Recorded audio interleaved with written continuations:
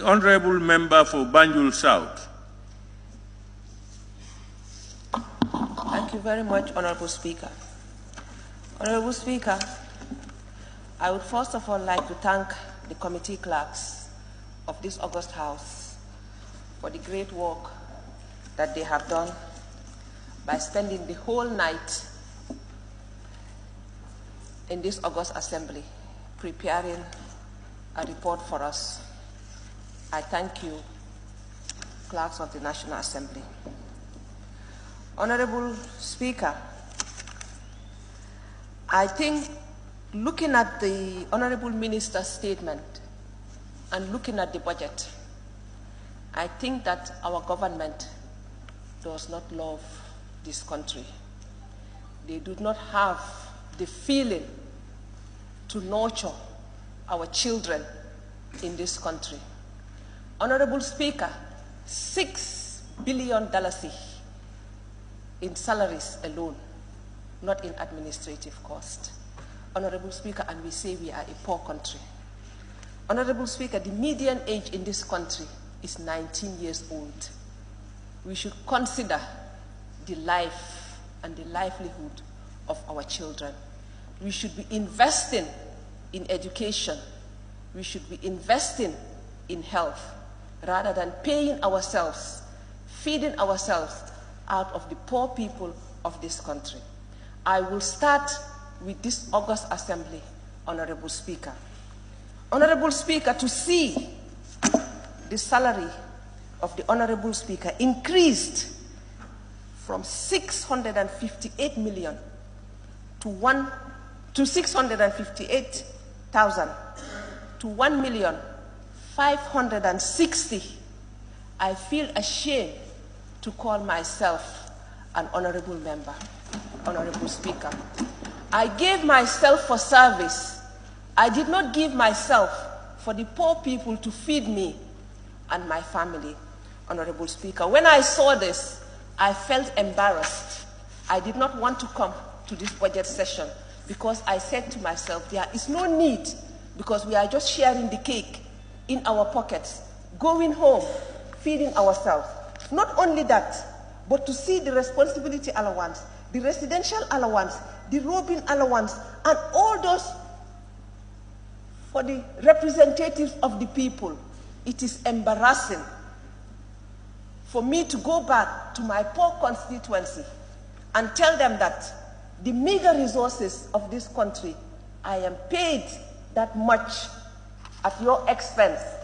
I took an oath, Honourable Speaker, to serve and to give back to my society, not to enrich myself. And even if I go to the Constitution, Honourable Speaker, it says that we shouldn't deliberately enrich ourselves. And increasing our salaries is deliberately enriching ourselves. And that is an embarrassment. I think as a National Assembly, we should not accept any salary increment. It was in this August Assembly that we sat and discussed the salaries of the ministers and denied them, even though they went behind our backs and increased it. That is their problem. We offered ourselves for service, Honourable Speaker. We were not appointed. We were elected, and we offered ourselves, Honourable Speaker. And I think we should think of our people when we do the budget. I'm not allowing you to observe me. I don't have that time. When you are on your own feet, observe yourself, please. Thank you. Honourable Speaker, when we go to the office of the President, Honourable Speaker, I have seen new units, ICT units, being established at the office of the President. The office of the President has, I think, whatever they call it, the person that does her public speech or whatever, that lady. Why would he need another ICT? Why would the Honourable, His Excellency want 6 advisors? How many ministers does he have in addition to the new ministries? If the President is telling us that the ministers are not good enough, I told this August Assembly here last year when we did the budget, if he is implying that his ministers are not good, let him sack them and apply and appoint advisors. The ministers, according to our constitution should be competent enough to advise him on any policy under their ministries. And if they are not good enough, and if that is what he's implying, that they are not good enough, let him sack them and appoint advisors in their place. But as a poor country, we cannot be paying ministers and be paying advisors and be paying deputy advisors. Come on, we are a poor country. Instead of thinking of ourselves, 6 billion in emoluments alone. Come on.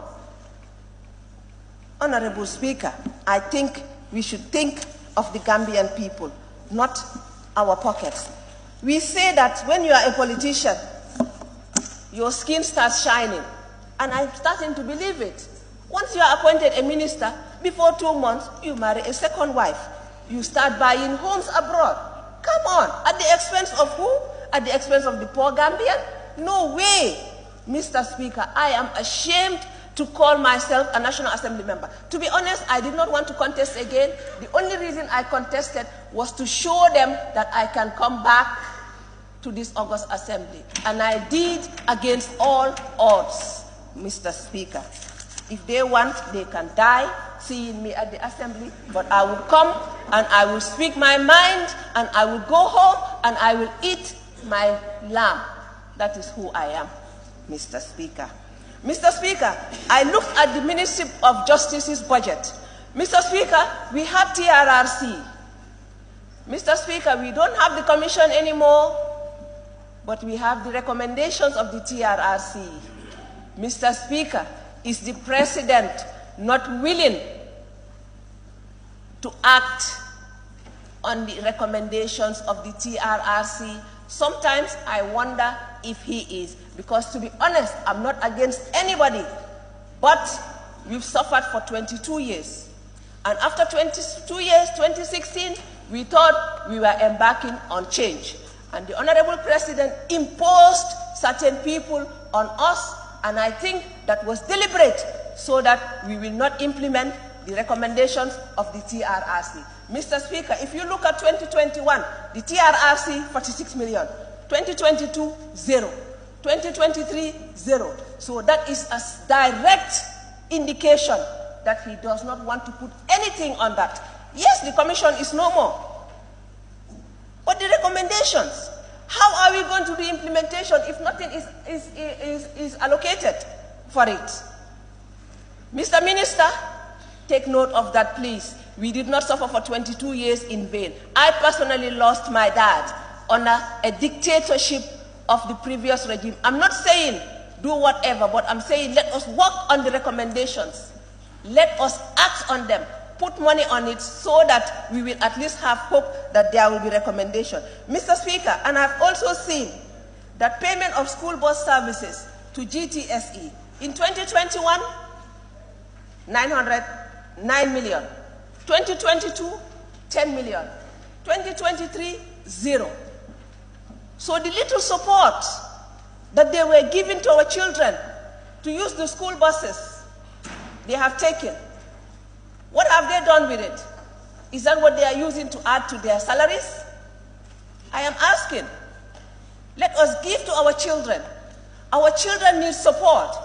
We have seen 70+ children die. What have they done? Is it reflected in the budget to make sure that that has stopped, that will not happen? Because I've heard here the reason was because we did not have labs to do the test. Mr. Speaker, has that been picked in the budget? We did not come here, we did not fight to win our elections, to come here and eat and take the little resources, take it home and put it in our pockets. No, that is not me. And I know it is not my colleagues as well. I trust you all, honorable colleagues, to make sure that there is no increment. Let us start from home. Let us start from home.